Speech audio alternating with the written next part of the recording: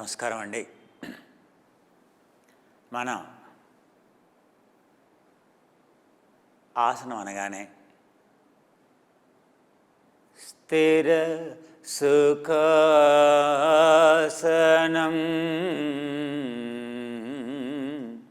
ఆ విషయం ఎప్పుడు మనం మర్చిపోకూడదు. సమత్వంలో ఉండేటువంటి ఆసనం స్థిరంగా ఉంటుందని, స్థిరంగా ఉండేటువంటి ఆసనం సుఖంగా ఉంటుందనేటువంటి విషయం ఆధ్యాత్మిక క్రమానికి కానీ లేదా చికిత్సా క్రమానికి కానీ అది ఒక మూలం. ఆధ్యాత్మిక క్రమానికి చికిత్సా క్రమానికి ఇంకొక సూత్రం కూడా వర్తిస్తుంది. ఆ శ్లోకాన్ని, ఆ సూత్రం ప్రయత్న శైథిన్యానంత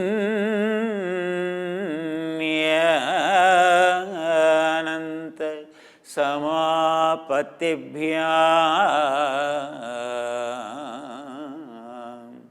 అని పతంజలి మహాముని చెబుతాడు.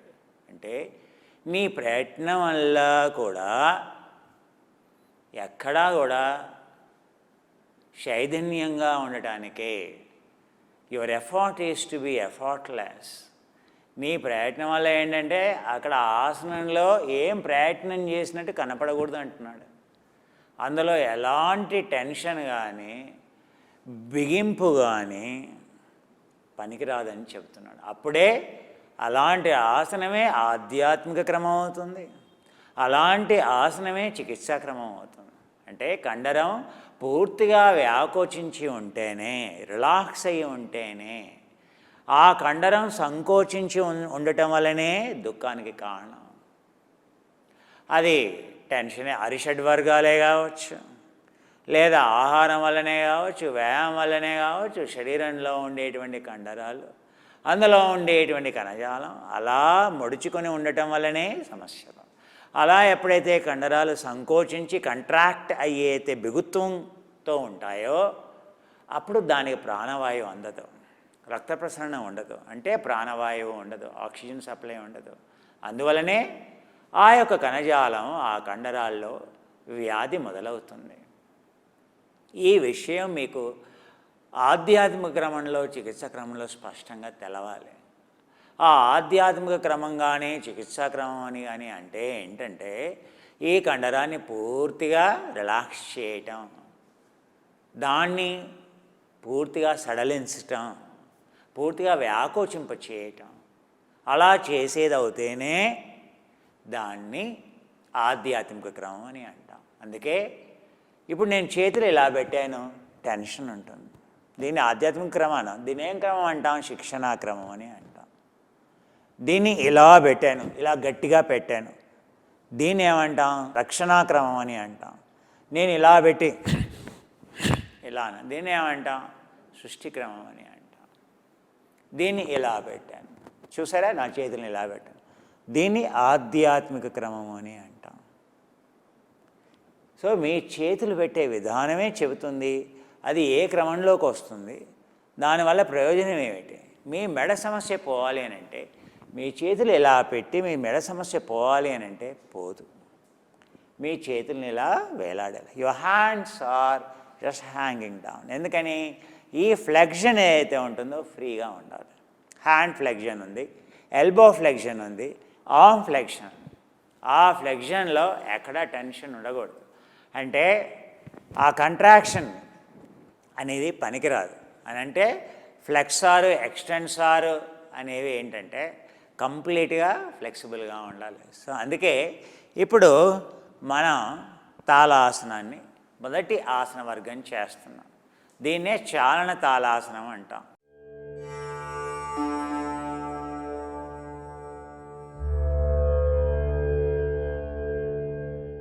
తద్వారా మీ మెదడుకి రక్త ప్రసరణ పెరుగుతుంది, తద్వారా మీ మెడలో ఉండేటువంటి సమస్యలు పోతాయి, తద్వారా మీ యొక్క వెన్నెముక సాగుతుంది, సరి అవుతుంది.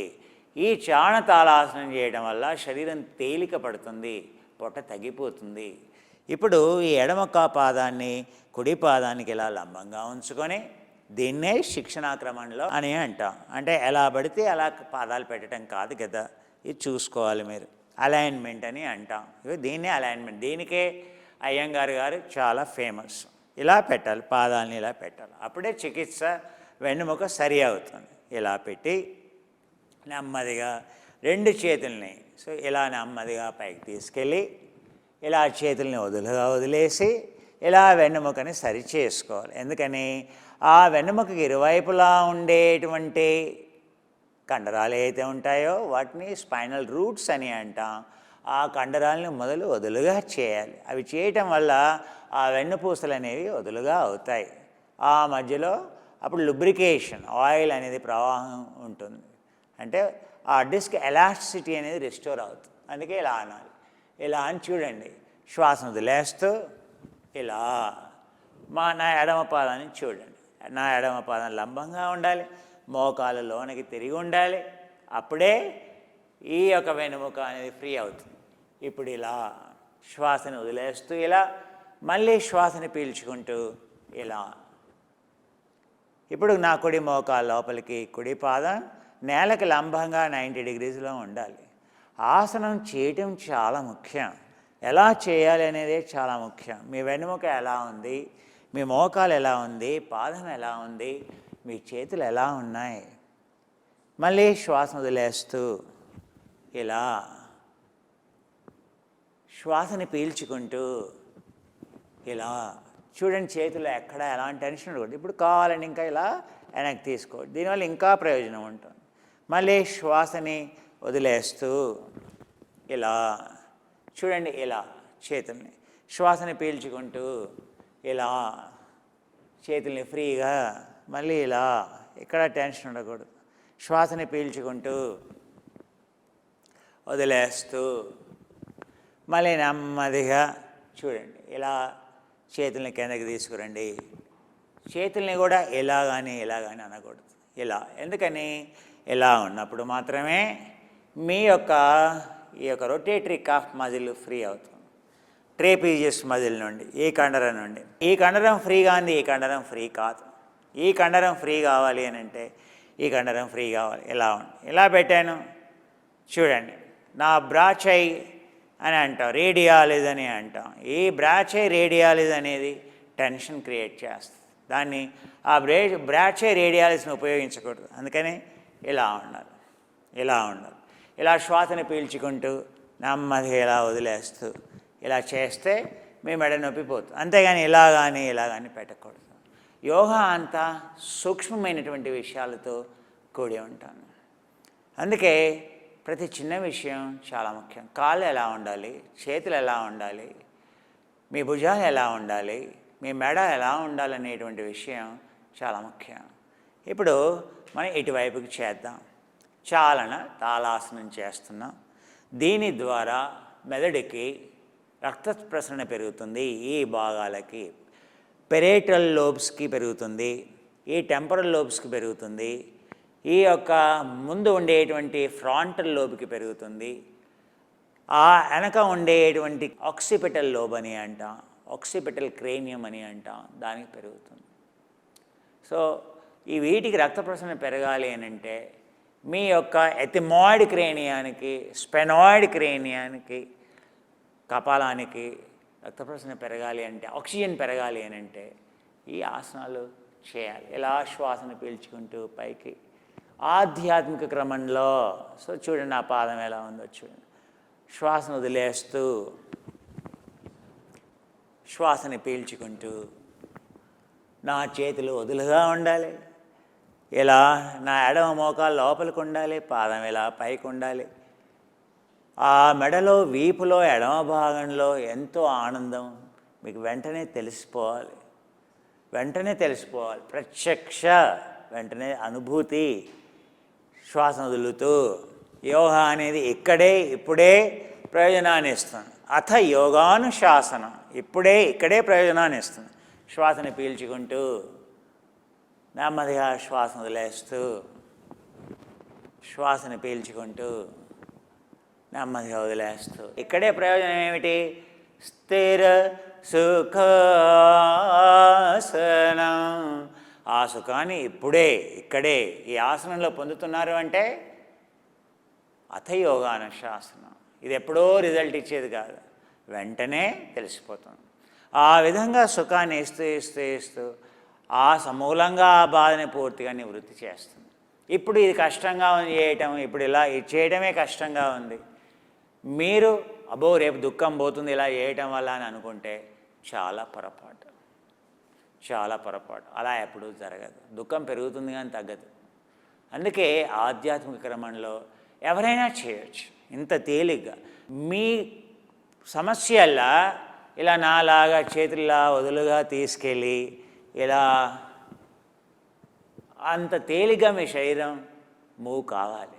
ఎందుకంటే మనం ఇలా ప్రతీది కూడా బిగుసుకుపోవడానికి అలవాటు పడ్డాం, ప్రతిదీ లాగి పెట్టడానికి అలవాటు పడ్డాం, ప్రతిదీ ఇలా లాగి తెచ్చిపెట్టుకోవడానికి అలవాటు పడ్డాం. అరే నీ చేయను వదులురా అంటే కూడా రా. అందుకే వదలటం నేర్చుకోవాలి. సడలించటం అనేది చాలా ముఖ్యం. ఇప్పుడు నేను ఎంత తేలిగా నా శరీరాన్ని చూస్తున్నా, మీకు చూస్తేనే తెలిసిపోతున్న శరీరంలో ఎక్కడా బిగుత్వం లేదు. బిగుత్వం ఉంది ఎవరైనా అడగండి.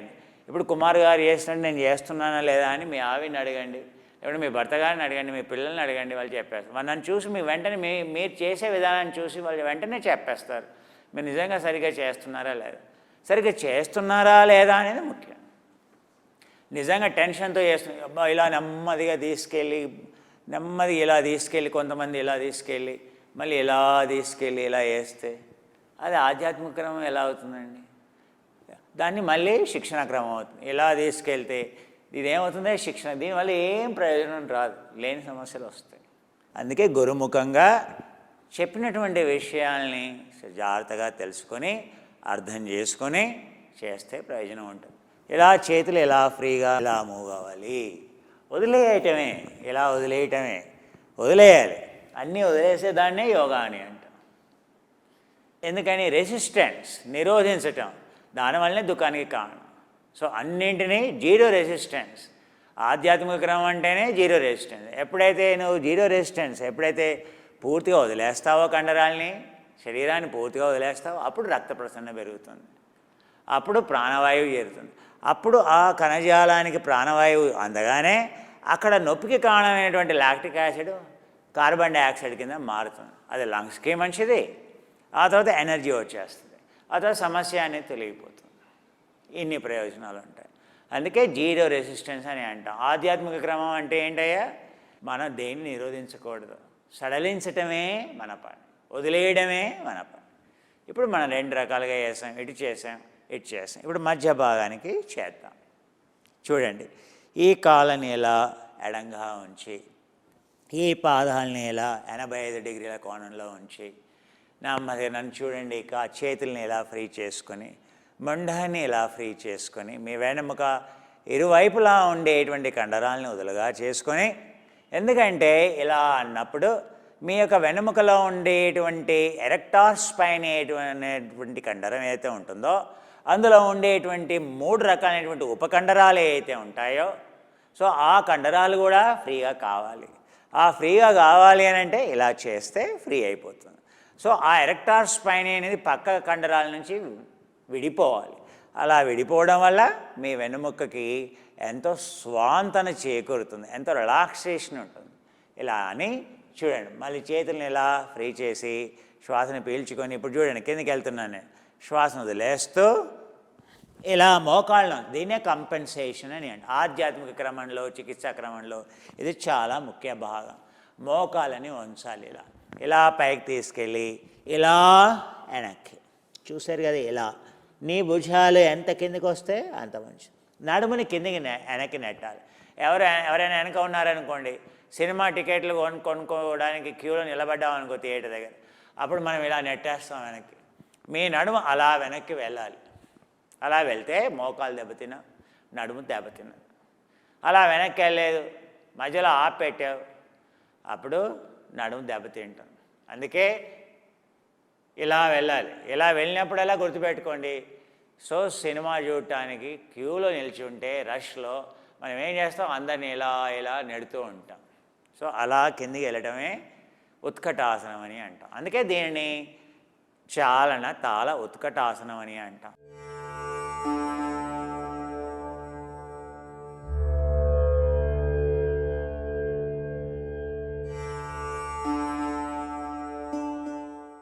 అద్భుతమైనటువంటి ఆసనం. ఎందుకనంటే ఇలా ఉతకటం అంటే స్క్వాట్స్ అని అంట. జిమ్కి వెళ్ళి మీ వాడు ఏంటి కుమార్ గారు స్క్వాట్లు వేస్తున్నారని అంటారు. అంటే పొట్ట తగ్గడానికి, మీ యొక్క టెస్టోస్టెరాన్ బిల్డ్ కావడానికి, మీ తొడలో ఉండేటువంటి కండరాలు బలహీనంగా కావడం వల్లనే మోకాళ్ళ సమస్యలు వస్తున్నాయి. మీ తొడలో ఉండేటువంటి కండరాలు బలహీనంగా కావడం వల్లనే పొట్ట వస్తుంది. మీ యొక్క ఆసనంలో ఉండే కండరాలు, తొడలో ఉండేటువంటి కండరాలు బలహీనంగా కావడం వల్లనే ఋతుక్రమమైనటువంటి సమస్యలు వస్తున్నాయి. ఇవి బలంగా ఉండాలి. వాటిని బలంగా వేసేటువంటిది హృదయం యొక్క కండరాలు బలంగా ఉండాలి అంటే అందుకే స్క్వాట్స్ చేస్తారు, ఉత్కటాసనం చేస్తారు. సో మనం ఇక్కడ మనం తాళాసనంతో ఉత్కటాసనం కలపటం వల్ల ఉత్కటాసనం అనేది తేలిగ్గా ఉంటుంది. ఎందుకు తాళాసనం అంటున్నాను దీన్ని అంటే, ఇప్పుడు వెన్నుముకలో ఉండేటువంటి 33 వెన్నుపూసలు ఏవైతే ఉన్నాయో ఆ వెన్నుపూసల మధ్యలో గ్యాప్ రావడానికి, ఖాళీ పెంచడానికి, వాటిని సాగదీయడానికి, స్నాయువుల్ని లిగమెంట్స్ని సాగదీయడానికి, ఆ వెన్నుముకని ఇలా లాగాలి అని అంటే ఇలా చేయటం వల్ల మీ వెన్నుముక పూర్తిగా ఫ్రీ అయిపోతుంది. ఆ వెన్నుముక పూసల మధ్యలో దూరం తగ్గింది అని డాక్టర్ చెబుతాడు. ఇది చేయటం వల్ల ఆ దూరం అనేది పెరుగుతుంది. అలా పెరగడం వల్ల మీ వెన్నుముక రిపేర్ అవుతుంది. డిస్క్ కంప్రెషన్ అని అంటాం. ఆ డిస్క్ కంప్రెషన్ ఏం చేయాలి, దాన్ని రిలీజ్ చేయాలి, దాన్ని రిలాక్స్ చేయాలి. సో ఇలా మీరు మోకాలుంచి ఇలా వెళ్ళినప్పుడు మీ వెన్నుముక అంతా సాగుతుంది. అందుకే ఈ ఆసనం విధిగా చేయాలి. కానీ మోకాలు ఇలా ఉంచకుండా ఇలా వెళ్ళారు, మీ నడుము దెబ్బతింటుంది. అందుకే జాగ్రత్తగా చూస్ చేయాలి. ఇలా మీ చేతుల్ని ఫ్రీ చేస్తూ, భుజాలని ఫ్రీ చేస్తూ, నెమ్మదిగా మోకాళ్ళని ముందుకు ఉంచుతూ, చేతుల్ని ఇలా ఫ్రీగాను వెనక్కి. పక్షి ఏ విధంగానైతే రెక్కల్ని పైకి అంటుందో అలా మీ యొక్క రెక్కల్ని, మీ యొక్క చేతుల్ని ఇలా పైకి అంటాం వల్ల నడుము మీద ఫ్లైట్ అని అంటాం, కంపెన్సేషన్ అని అంటాం. ఇలా చేయటం వల్ల మీకు శరీరం మీద భారం పడదు. శ్వాసని పీల్చుకుంటూ మళ్ళీ పైకి, మళ్ళీ మొండాన్ని ఫ్రీ చేయండి. అలా నెమ్మదిగా శ్వాసను వదిలేస్తూ మళ్ళీ ఇలా శ్వాసని పీల్చుకుంటూ, శ్వాసను వదిలేస్తూ, శ్వాసని పీల్చుకుంటూ, వదిలేస్తూ మళ్ళీ ఇలా శ్వాసని పీల్చుకుంటూ, శ్వాసను వదిలేస్తూ, శ్వాసని పీల్చుకుంటూ. కృష్ణమాచార్యుల వారు ఆయనే చెప్పారు యోగాలో భారతదేశంలో. ఏమని మొట్టమొదటిసారి ఆయన ఏం చెప్పారంటే, ప్రాణం లేనిది ఆసనం లేదు, ప్రాణాయామం అనేది సెపరేట్ కాదు, ప్రతి ఆసనంలో ప్రాణాయామం ఉంటుంది. ఇప్పుడు మనం చేసే ప్రాణాయామం భస్త్రికా ప్రాణాయామం అంటాం. ఏ మామూలు భస్త్రిక ప్రాణాయామం కాదు, అంగన్యాస భస్త్రికా ప్రాణాయామం అంటే ఏ అంగానికైతే మనం ఆసనం వేస్తున్నామో ఆ మొత్తం ఆ భాగాలకి ప్రాణవాయువు అనేది వెళ్తుంది. అందుకే కృష్ణమాచార్యుల వారికి చాలామంది ఏమనుకుంటారంటే ఆయన ప్రాణాయామాలే చెప్పలేదు అని అనుకుంటారు. కానీ మీకు ఒక విషయం అర్థం కావాలి, ఆయన కేవలం ఆసనాలు చేయడం వల్ల 1.5 నిమిషం పాటు శ్వాసను ఆపగలిగేటువంటి స్థాయికి ఆయన వచ్చారు. 1.5 నిమిషం పాటు సహజంగా శ్వాసని ఆపగలిగారు అని అంటే ఆయన యొక్క ఊపిరితిత్తుల యొక్క సామర్థ్యం కానీ, ఆయన కణజాలంలో ఉండేటువంటి ప్రాణవాయువు ఎంత పుష్కలంగా ఉందో, ఆయన ఎంత ఆరోగ్యంగా ఉన్నారో, అలా 101 సంవత్సరాలు ఎలా జీవించారో అదే చెబుతుంది. అందుకే ఆసనం చేసేప్పుడే ప్రాణాయామం ఉంది అందులో. సో శ్వాస లేకుండా ఆసనమే లేదని ఆయన చెబుతారు. అందుకే శ్వాస అనేది మన మనసుకి శరీరానికి ఒక వారధి లాంటిది, ఒక బ్రిడ్జ్ లాంటిది. అందుకే శ్వాస అనేది చాలా చాలా ముఖ్యం. ఎందుకని ప్రాణవాయువు అంటే ఏంటంటే శ్వాస ద్వారానే కదా వెళ్ళేది. అందుకనే అది లేకపోతే, శ్వాసే లేకపోతే ధ్యాసే లేదు, ధ్యాసే లేకపోతే అది కేవలం ఎక్సర్సైజ్ అవుతుంది. అది యోగా కానే కాదు, అది మీ సమస్యల్ని దూరం చేయలేదు. అందుకనే సో శ్వాస అనేది చాలా ముఖ్యం. ఇలా శ్వాస పీల్చుకుంటూ ఇలా పైకి, శ్వాసను వదిలేస్తూ శ్వాసను పీల్చుకుంటూ మళ్ళీ వదిలేస్తాం. ఈ విధంగా మీరు రోజులో భోజనానికి ముందు ఇలా రోజంతా ఒక 3-4 సార్లు చేస్తారనుకోండి. సో ఉదయం, మధ్యాహ్నం, సాయంత్రం, మధ్యాహ్నం భోజనానికి ముందు, సాయంత్రం 4 గంటలకి 5 గంటలకి, మళ్ళీ రాత్రి భోజనానికి ముందు ఇలా చేశారనుకోండి, మీ వెన్నెముక సరి అయిపోతుంది, సమస్యలు పోతాయి. ఇప్పుడు మరి చేసినవన్నీ ఏమంటాం? ఇలా చేస్తాం. వీటినన్నింటినీ కూడాను సుపీరియర్ లిఫ్ట్ అని అంటాం. పైకి లిఫ్ట్ చేస్తాం. ఇంకా అయిపోలా, వెన్నెముక సమస్యలు అనేవి పోలా. సో ఇప్పుడు నెక్స్ట్ ఇంకా వెన్నెముకని ఫ్రీ చేయడానికి ఏక్సియల్ ట్విస్ట్ అని అంటాం. దీన్నే ఆబ్లిక్ రొటేషన్ అని అంటాం. అంటే సైంటిఫిక్గా చెప్పాలంటే ఆబ్లిక్ రొటేషన్ అని అంటాం. ఇవి చాలా ముఖ్యం మన వెన్నెముకకి. సో వెన్నెముక కింది భాగానికి, మధ్య భాగానికి, పై భాగానికి. సో కింది భాగానికి ఎలా చేయాలంటే ఇలా పాదాలని కదలకుండా ఇలా ఉంచి కేవలం మీ చేతులు మాత్రమే, పూర్తిగా అలసిపోయినప్పుడు మీరు ఎలా తిరుగుతారో అలా పూర్తిగా ఎంత తిరగగలిగితే అంత తిరగాలి. వెనక్కి పైకి చూడకూడదు, కిందికి చూడాలి. వెనక ఎవరైనా నిల్చున్నారనుకోండి, వాళ్ళ పాదాలు మీరు చూస్తున్నట్టుగా మీరు భావించాలి. ఇలా నెమ్మది ఇలా కుడివైపుకి, ఎడమవైపుకి ఇలా. ఇది ఎంతో ప్రయోజనం చేకూరుతుంది. దీర్ఘకాలిక నడుము సమస్యలతో ఎవరైతే బాధపడుతున్నారో వాళ్ళకి ఇది ఎంతో ఉపశమనాన్ని ఇస్తుంది. ఇలా ఎందుకని ఆ యొక్క S5, L5, S1, lumbar 5, S1 అనేటువంటి వర్టిబ్రే అయితే ఉంటుందో ఆ పక్కన ఉండేటువంటి ఇలియాక్ కండరాలు ఏవైతే ఉంటాయో, లంబార్ కండరాలు ఏవైతే ఉంటాయో ఆ కండరాలని, ఆ నడువు పైన ఉండేటువంటి కండరాలని ఇది పూర్తిగా వదులుగా చేస్తుంది. అందుకే ఇలా నెమ్మది ఇలా కుడివైపుకి, ఎడమవైపుకి. అంతేకాదు ఇక్కడ దీన్ని ఆబ్లిక్ ఇంటర్నల్ అని, అంటే లోపల ఉండేటువంటి మజిల్ ఉంటుంది, ఆబ్లిక్ మజిల్. ఇది ఆబ్లిక్ మజిల్ అంట. ఈ లోపల ఉండేటువంటి ఆబ్లిక్ మజిల్ సోవాస్ అనేటువంటి మజిల్కి అటాచ్డ్ ఉంటుంది. అది 2 పనులు చేస్తుంది. ఒకటి మీ యొక్క పునరుత్పత్తి గర్భాశయాన్ని, అండాలని, ఆ తర్వాత అక్కడ ఉండేటువంటి రక్త ప్రసరణకి అది రెండోది పొత్తి కడుపు కింది భాగంలో ఉండేటువంటి విసరల్ ఫ్యాట్ అని అంటాం, బ్రౌన్ ఫ్యాట్ అని అంటాం. ఆ ఫ్యాట్ ఎక్కడుందయ్యా అంటే ఇక్కడ ఉంటుంది. ఆ ఫ్యాట్ ఉన్నప్పుడు గుండె ప్రాబ్లం. ఫ్యాట్ పైన ఉంటే ప్రాబ్లం కాదు, ఫ్యాట్ కింద ఉంటే డేంజర్ హార్ట్కి. సో ఆ కింద ఉండేటువంటి విసరల్ ఫ్యాట్ ఏదైతే ఉంటుందో ఆ ఫ్యాట్, ఆ కొవ్వు పదార్థం అనేది ఎప్పుడు పోతుంది? అది కేవలం మీ యొక్క ఆబ్లిక్ ఇంటర్నల్స్ అనేటువంటి కండరాల మీద పనిచేసినప్పుడు మాత్రమే. ఆ తర్వాత ఆ సోవాస్ మజిల్ మీద పనిచేసినప్పుడు మాత్రమే పొత్తి కడుపులో ఉండేటువంటి కొవ్వు కరిగిపోతుంది.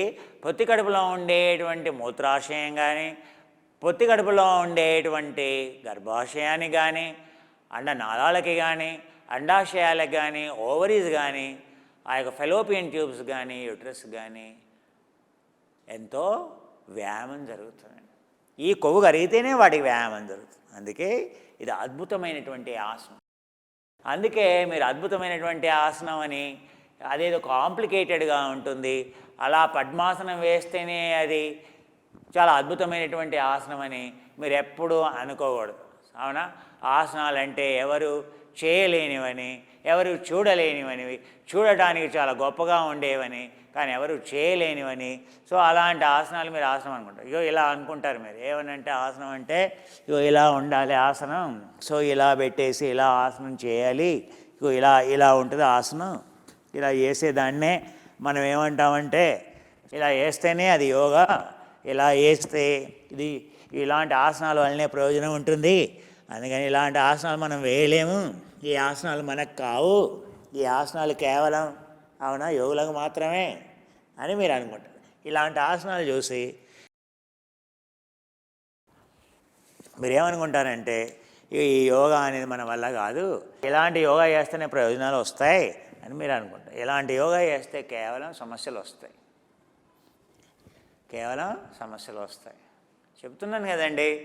సో ఆధ్యాత్మిక క్రమంలో వేసేటువంటి ఉపవిన్యాసాలతో కూడినటువంటి యోగానే అద్భుతమైనటువంటి యోగా. మీరు పుస్తకాలు చదవలేదు, యోగా అంటే చాలా నెమ్మదిగా నిదానంగా చేసేటువంటి యోగాని మీరు చదవలేదు. అందుకే ఎలా అయితే చేస్తామో ఇదే అద్భుతమైనటువంటి ఆసనం. ఈ విషయం మనకి బోధపడాలి. నెక్స్ట్ చేసేటువంటి ఆసనం మీరు మధ్య భాగానికి వేసేటువంటి ఆసనం. ఇక్కడ మన యొక్క స్ప్లీన్ ఉంటుంది, అంటే మన యొక్క రోగ నిరోధక శక్తిని పెంచేటువంటిది. ఇక్కడ జీర్ణాశయం ఉంటుంది, ఇక్కడ వచ్చేసి కాలేయం ఉంటుంది, ఇక్కడ వచ్చేసి అడ్రినల్ గ్లాండ్స్. వీటిని ఎంత ఉపయోగిస్తున్నామో మన పిల్లలైతే ఇంకా ఆ యొక్క మొబైల్ ఫోన్ మీద వాట్సాప్, ఈ యాప్, ఇవన్నీ కూడా దేని మీద అంటే ఈ గ్రంథులు అలసిపోతున్నాయి. అందుకే ఫెటీగ్ అని అంటాం, అడ్రినల్ ఫెటీగ్ సిండ్రోమ్ అని అంటాం. అందుకే దీన్ని ఎక్కువగా ఉపయోగించకూడదు. కసుబుసుము అంటాం. మన పిల్లలకి మార్నింగ్ బ్రేక్ఫాస్ట్ దగ్గర ఏ రోజు కూడా గొడవ చేయకుండా తినరు. వాళ్ళేంటి, మనం కూడా తినాం. సో అవన్నీ ఎక్కడ ప్రభావం చూపిస్తాయి? దీని మీద ప్రభావం చూపిస్తాయి. ఆ కిందనే కిడ్నీస్ ఉంటాయి. మరి వాటి మీద వ్యాయామం చేయాలి అని అంటే మీరు మధ్య భాగంలో ఉండేటువంటి కండరాల మీద పనిచేయాలి. ఎరెక్టార్ స్పైన్ యొక్క మధ్య భాగంలో పనిచేసేటువంటి ఆసనం అయితే ఉందో, ఆబ్లిక్ ఎక్స్టర్నల్ కండరాల మీద పనిచేసేటువంటి ఏదైతే ఉందో, ఆ యొక్క ఓబ్లిక్ ట్రాన్స్వర్స్ రొటేషన్ ఏదైతే ఉంటుందో, ట్రాన్స్వర్స్ కండరాలు అని అంటాం. అంటే మీ ప్యాంక్రియాస్ ఎక్కడున్నాయా అంటే ఆ ప్యాంక్రియాస్ని ఆపిపెట్టేటువంటి కండరాలను ఏమంటామంటే ట్రాన్స్వర్స్ మజిల్స్ అని అంటాం. ట్రాన్స్వర్స్ ప్లేన్లో ఉన్నాయి, అంటే లోపలికి ఇలా అడ్డుగా ఉంటాయి. ఆ కండరాల మీద పనిచేయాలి అని అంటే కేవలం ఇది మాత్రమే మార్గం. ఏంటయ్యా మార్గం? ఇగో ఇలా చేయాలి. శ్వాసని పీల్చుకోవాలి, ఇలా కుడివైపుకి నెమ్మదిగా మోకాలు లోపలికి, శ్వాసను వదిలేస్తూ నెమ్మదిగా మళ్ళీ కుడి మోకాలికి లోపలికి, పాదం లంబంగా ఉండాలి. చూసారు కదా, కుడి చెయ్యి ఇలా తీసుకెళ్ళి భుజం మీద ఇలా పెట్టుకొని ఇలా వెనక్కి చూడాలి. హాయిగా ఉంటుంది. శ్వాసను పీల్చుకుంటూ. ఇవి పొట్ట పైభాగంలో ఉండేటువంటి కొవ్వుని కరిగించడానికి పనికొచ్చేటువంటి అద్భుతమైనటువంటి ఆసనం ఇది.